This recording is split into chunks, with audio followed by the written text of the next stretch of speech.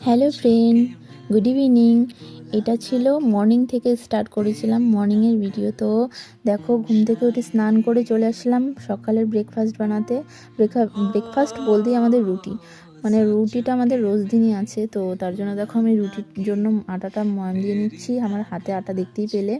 তো আজকে এই ভিডিওটা একটু ফাস্ট মুডে দেখাবো, কারণ কি লং ভিডিও হয়ে গেলে কেউ দেখতে চায় না লং ভিডিও। তো দেখো এখন আটাটাকে আমি বেলে নিচ্ছিলাম রুটির জন্য। তার জন্য দেখো এখন রুটিটার জন্য তাওয়াটা বসিয়ে দিয়ে এখন রুটিগুলো ভেজে নিচ্ছি একে একে করে সবগুলো।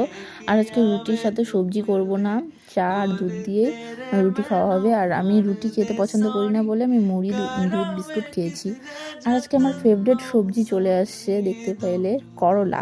করলা আমার ফেভারিট সবজি বলতে পারো। করলা যে কোনো আইটেম আমার ভালো লাগে, সিদ্ধ বলো, চচ্চড়ি বলো, ভাজি বলো, সব কিছু ভালো লাগে। তো আমি সব কিছু সবজি টবজি বানিয়ে দিচ্ছিলাম, আজকে মা রান্না করবে। তো করলাটাকে বানিয়ে দিলাম, মা একটু নুন দিয়ে মেখে রেখে দিয়েছিল, করলাতে আলুও দিয়েছিলাম, করলা ভাজি করা হবে।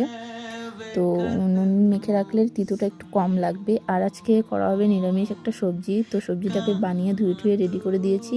আর এদিকে মিষ্টি কুমড়োর চপ ভাজা হবে বলে দেখো এখানে আমি বেসনটাকে ভালো করে গুলিয়ে দিলাম।